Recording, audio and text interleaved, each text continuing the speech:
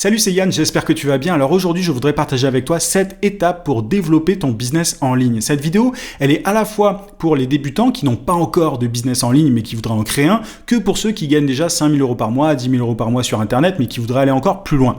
Je vais, dans cette vidéo, te donner la stratégie globale mais aussi des tactiques pour que tu puisses rapidement passer à l'action. J'ai simplement voulu créer la vidéo que j'aurais adoré voir il y a quelques années quand je bloquais un petit peu dans mon activité. Donc reste bien jusqu'à la fin de cette vidéo, tu vas découvrir des choses dont personne ne parle en général. Souvent les créateurs de contenu, quand ils parlent de business en ligne, ils vont te parler de certains points un petit peu spécifiques, mais pas de la stratégie globale. Et ils te donnent pas souvent de plan d'action complet. Et c'est ce que tu vas avoir dans cette vidéo. Juste avant de te détailler les 7 étapes pour développer ton business en ligne, je voudrais te prévenir, j'ai une formation gratuite continue, tu as le lien d'inscription en description. Elle est à destination des coachs, consultants, formateurs, freelance, bref, à destination de toutes les personnes qui veulent créer et développer un business qui les rend plus libres. En t'inscrivant dans cette formation gratuite continue, tu vas avoir chaque jour par email des conseils, des méthodes, des astuces pour trouver des clients et pour facturer tes services à prix d'or. Je partage aussi avec toi tout un tas de façons pour gagner du temps au quotidien, simplement voilà, pour avoir un business au service de ta vie et non pas l'inverse. Encore une fois, clique sur le lien en description pour t'inscrire ou sur le i sur YouTube. Ceci étant dit, quelles sont donc ces 7 étapes pour développer ton business en ligne? La première, elle est un petit peu cliché, tu me diras, mais elle est ultra importante et il y a beaucoup trop d'entrepreneurs qui passent complètement à côté de ça. C'est le fait d'avoir une offre irrésistible. Si aujourd'hui tu as un business en ligne qui décolle pas autant que tu le veux, c'est parce que sans doute tu as une promesse qui est pas assez forte. Quand tu crées un business en ligne, il faut que tu aies une cible précise en tête et une promesse ultra forte pour cette cible. Il faut que tu l'aides à régler un problème extrêmement douloureux et urgent. Et souvent, les domaines les plus intéressants pour créer un business sur Internet, ce sont les domaines de la santé. Si tu es compétent, bien évidemment, attention, il y a pas mal de charlatans aussi dans ce domaine-là. Donc voilà, il faut toujours que tu sois compétent et évidemment, tu vas pas dire que tu es médecin si tu n'es pas médecin. Enfin voilà, je pense que ça va de soi, mais je préfère mettre un petit peu en garde par rapport à ça.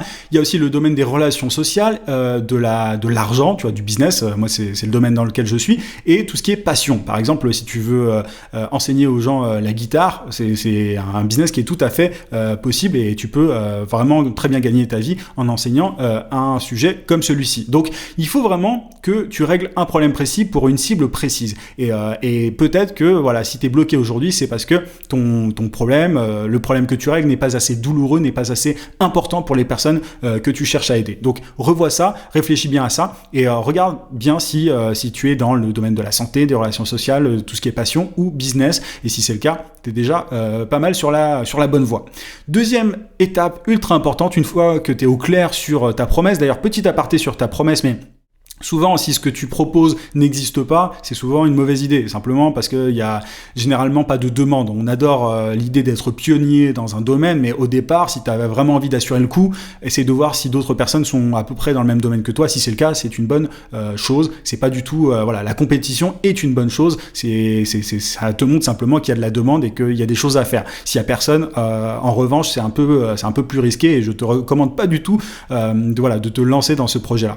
Donc, deuxième étape, je disais, l'acquisition. Comment faire grossir simplement ton audience. Alors, il y a plusieurs façons de faire, mais on va parler principalement au départ des méthodes organiques, parce qu'au début, tu n'as pas de budget, tu vois, à mettre dans de l'acquisition de prospects et voilà, dans le fait de... Tu peux pas, en gros, payer de publicité tout de suite. Donc, ce que je recommande toujours au départ, c'est de créer du contenu sur une des plateformes sur laquelle se trouve en fait ta cible. Par exemple, si les gens que tu cherches à aider sont sur YouTube, crée des vidéos YouTube. Moi, c'est ce que je fais là en ce moment. J'ai fait d'ailleurs une pause pendant un certain temps, mais pendant des années, j'ai créé des vidéos pendant, de façon très très assidue. Je publiais 4 vidéos par semaine pendant vraiment longtemps, donc c'est ce que je te recommande de faire au départ. Donc YouTube, Instagram si ta cible est sur Instagram, Facebook si ta cible est sur Facebook, même si sur Facebook, moi ce que je te recommanderais plutôt c'est de créer un groupe, parce que sinon la portée organique sur Facebook est très faible et tu es quasi obligé d'utiliser de la publicité sur Facebook si tu veux créer du contenu.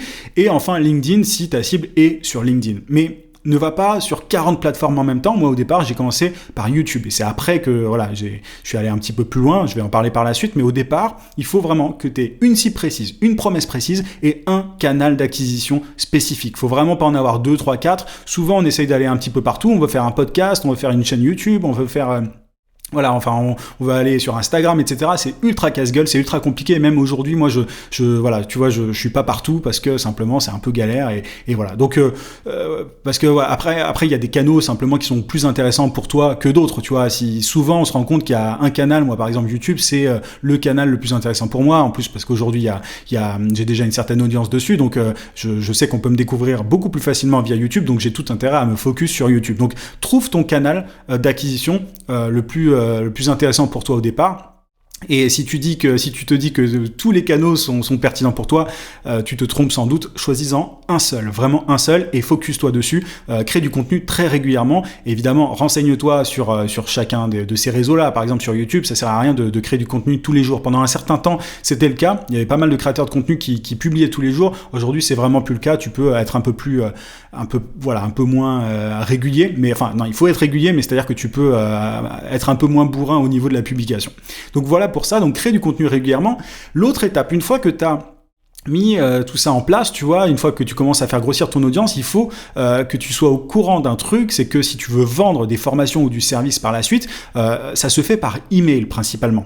En gros, il faut comprendre que l'email, c'est le meilleur canal pour vendre. Donc, en gros, ton objectif, c'est de ramener l'audience que tu as sur les réseaux sociaux vers ta newsletter. Tu vois, moi je t'ai donné tout à l'heure un appel à action. J'ai fait un appel à action pour que tu me suives par email, simplement parce que j'apporte du contenu, enfin j'apporte de la valeur par email, et c'est exactement ce que tu dois faire. Il faut que tu donnes quelque chose en échange, il faut que tu apportes de la valeur à ceux qui te suivent en échange de leur email finalement, pour pouvoir ensuite vendre ce que tu as à vendre éventuellement. Bon là je suis démasqué, tu vois. Oui, je vends des choses par email, désolé, mais je donne aussi pas mal d'infos. Enfin désolé, il n'y a pas à être désolé. D'ailleurs, c'est exactement ce que tu dois faire quand si tu veux développer ton business en ligne. C'est un échange où en gros tu apportes de la valeur, tu donnes des conseils, tu aides un maximum et ponctuellement tu vas vendre ce que tu as à vendre, simplement parce que c'est comme ça que ça se fait. Et l'audience que tu auras fidélisée sera très contente des conseils gratuits que tu auras donnés sur les réseaux, que ça soit en vidéo ou autre, ou via un podcast, et dans ta newsletter, tu vois, dans laquelle tu vas, et je vais en parler dans un instant, dans laquelle tu vas partager pas mal d'infos aussi.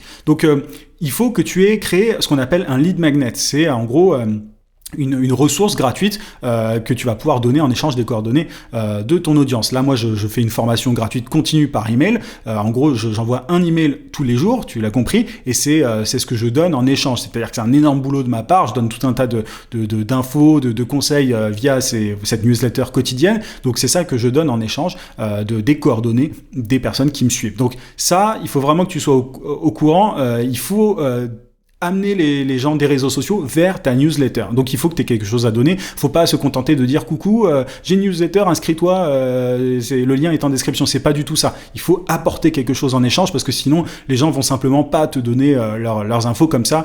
Ça va de soi. Quatrième étape, il faut que tu sois dans une logique de rétention. Ton but, c'est pas, tu vois, de vendre tes trucs au compte-gouttes et de laisser, et de faire en sorte que, voilà, tes clients achètent une fois et s'en aillent. L'idée, c'est de créer une véritable communauté, d'avoir vraiment une audience fidèle de fans. Alors, j'aime pas trop le terme, mais c'est un petit peu ça. Et la meilleure façon d'y arriver, c'est donc de faire de la rétention. Si je parle comme un marketeur, c'est d'envoyer une newsletter quotidienne. Tu vois, ça va te perdre. Donc, tu ramènes ton audience des réseaux sociaux vers ta newsletter, et en fait, il s'agit pas juste de vendre tous les jours dans ta newsletter. Si tu fais ça, tout le monde va partir. Enfin, il y a des gens qui vont acheter, mais très vite, ils vont se désinscrire. Donc en fait, il faut que tu apportes de la valeur. Encore une fois, j'utilise beaucoup cette expression qui est une grosse expression de marketeur, mais parce que c'est vraiment ça qu'il faut faire. C'est-à-dire qu'au-delà de la ressource gratuite que tu vas donner, si tu donnes par exemple un PDF, un guide PDF en échange des coordonnées de la personne, ton prospect, si je parle encore une fois comme un marketeur, va tomber sur tes contenus réguliers. Et il faut envoyer des newsletters. Moi, je recommande d'en envoyer une au moins. De façon hebdomadaire. Il faut que tu envoies au moins un email par semaine à ton audience, et pas des emails, tu vois, dans lesquels tu es juste en train de vendre. Moi, j'envoie un email par jour. T'es pas obligé d'être aussi hardcore que ça. Enfin, moi, j'aime écrire, c'est un truc que j'adore faire, et je donne des conseils tous les jours. Enfin, c'est un vrai exercice pour moi qui me plaît aussi. Donc, je le fais tous les jours. Maintenant, ça veut pas dire que je le ferai forcément tous les jours toute ma vie, tu vois, mais en tout cas, en ce moment, c'est le cas. Donc toi, dans ce cas-là, si t'es pas aussi à l'aise à l'écrit, tu peux juste envoyer une newsletter par semaine, un email par semaine, et ponctuellement, tu vends tes produits. Voilà, c'est comme ça que ça se fait. C'est que t'as tes contenus sur les réseaux sociaux, ensuite tu donnes quelque chose en échange des coordonnées, la personne va tomber dans ta newsletter et tu vas apporter des conseils, des choses concrètes, et ponctuellement, tu vas faire tes ventes via ce canal-là. Donc tu vas, par exemple, si, alors ça m'amène du coup à la 5e étape, mais si tu vends un petit produit, tu vois, par exemple à moins de 100 euros, tu vas rediriger ton audience par email vers une page qui présente ton produit. Si tu vends un produit plus cher, du genre une formation à 1000 euros, le mieux c'est dans tes emails, c'est de rediriger les gens vers une conférence en ligne, tu vois, un webinaire pour à la fin pitcher ton produit à plusieurs centaines d'euros, à 1000 euros, etc. Et si tu veux vendre par exemple de l'accompagnement, un coaching à plusieurs milliers d'euros, le mieux c'est de proposer un appel téléphonique à la fin d'un webinaire. Tu vois, tu fais une présentation, c'est un tout autre sujet. Il faudra que je l'aborde dans une autre vidéo, mais tu renvoies simplement les gens via un lien vers un webinaire, une conférence en ligne, une formation gratuite, et à la fin de celle-ci, tu fais un appel à l'action pour que les gens parlent avec toi par téléphone pour savoir si simplement l'objectif c'est de savoir si tu peux les aider. Donc tu vas découvrir un petit peu leurs problématiques par téléphone. Et si tu te rends compte que tu peux leur apporter quelque chose, tu peux leur proposer de rejoindre ton programme d'accompagnement qui coûte plusieurs milliers d'euros. En gros, quand tu as quelque chose à plusieurs milliers d'euros à vendre, il faut absolument avoir les gens par téléphone. Tu peux pas juste balancer un lien comme ça en disant voilà, c'est 3000 euros, merci de me payer. C'est pas comme ça que ça fonctionne. Donc tu vois un petit peu que en fonction du tarif auquel tu vends, voilà ce que tu vends, il faut adapter un petit peu la stratégie. Mais dans tous les cas, c'est par email que tu le fais. Donc tu as les réseaux sociaux qui sont là où tu fais ton acquisition, tu as ta newsletter dans laquelle tu apportes de la valeur, tu fais de la rétention et tu vends.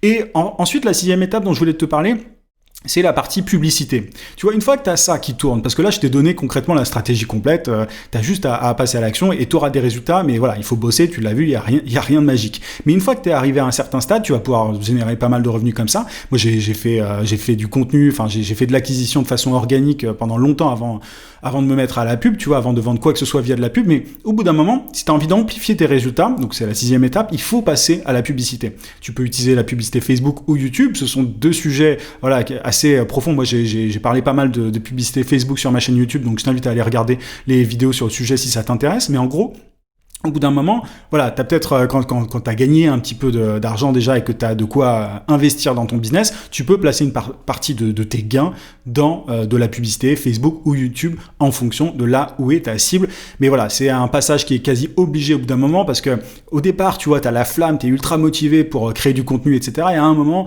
voilà, on se relâche forcément un petit peu le mieux, c'est de passer par de la publicité parce que voilà, c'est passif, c'est le moyen d'acquérir de l'audience, enfin de nouveaux prospects de façon passive.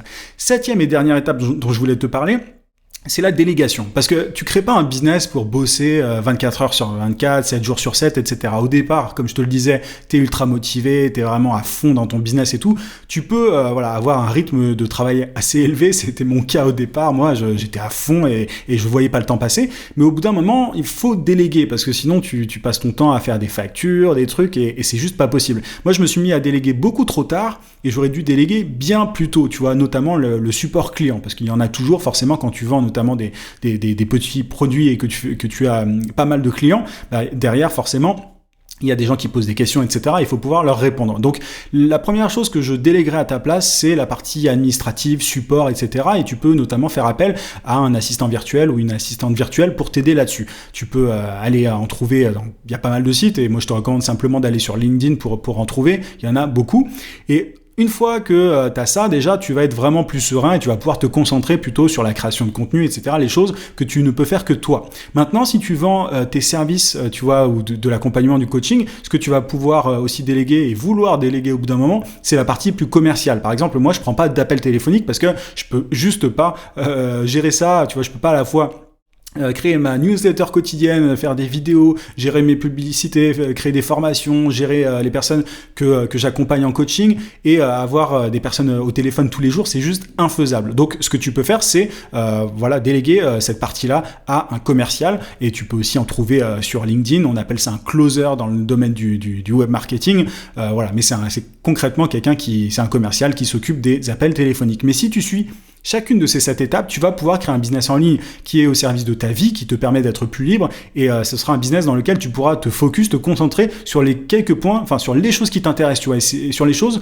sur lesquelles tu as le plus d'impact. Voilà, c'est en gros on a tous une zone de génie, tu vois, un truc dans lequel on est vraiment bon. Et moi concrètement, je suis nul au téléphone, par exemple, c'est pas mon truc le plus. Enfin, tu vois, j'ai décroché des contrats comme ça pendant un certain moment, mais c'est un truc que j'aime pas du tout. Donc forcément, c'est beaucoup mieux pour moi aussi de le déléguer et de me concentrer sur la création de contenu et sur l'accompagnement de mes clients. Donc je te récapitule les 7 étapes. Offre irrésistible, c'est la première, mais c'est ultra important. Acquisition de manière organique. Troisième, c'est faire passer à l'action tes prospects et les amener sur ta newsletter. Quatrième étape, c'est faire de la rétention, c'est créer du contenu régulièrement par email pour que les personnes continuent de te suivre simplement et pour fidéliser ton audience. Cinquième étape, tu vends et tu adaptes la vente, en fait, la stratégie de vente en fonction de tes tarifs et de ce que tu vends. Sixième étape, amplifie tes résultats via la publicité payante sur Facebook ou sur YouTube ou même sur LinkedIn si tu es sur LinkedIn, quoique sur LinkedIn c'est quand même très cher, donc je te recommande pas vraiment ça. Et septième étape, tu délègues ce qu'il y a à déléguer pour pouvoir ensuite te concentrer sur les choses sur lesquelles tu as le plus d'impact, le plus de valeur à apporter finalement. Donc voilà un petit peu pour ces 7 étapes pour développer ton business en ligne. Ça vaut pour absolument tout le monde, tu vois. Peut-être que toi, tu es à l'étape 3, que tu es en train d'avoir de plus en plus de personnes sur ta newsletter, c'est très bien. Maintenant, tu sais exactement ce qu'il te reste à faire par la suite. Et si tu n'as pas encore de business en ligne, mais que tu as envie d'en créer un, ne fonce pas directement sur YouTube, sur Instagram, etc. Pense d'abord aux problèmes que tu peux régler. C'est vraiment le plus important et tout le reste dépend de ça. Tous tes résultats dépendent de ça, donc ne passe vraiment pas trop vite sur cette étape-là. En tout cas, je te remercie d'avoir suivi cette vidéo. J'espère qu'elle t'a plu. Mets un gros pouce bleu en dessous si c'est le cas. Moi, ça fait un petit temps que j'ai pas fait de vidéo. Si tu as envie que je m'y remette un peu, ça m'a un peu manqué, je t'avoue, donc je vais peut-être m'y remettre, mais si c'est le cas, n'hésite pas à me le faire savoir via un pouce bleu et en commentaire, n'hésite pas à me dire ça, et même si tu as des idées de sujets qui t'intéressent, ça me ferait vraiment plaisir de le savoir. Je te rappelle une dernière fois que tu as le lien de ma formation gratuite en description. Je te souhaite plein de succès, en tout cas, je te dis à très vite, à plus.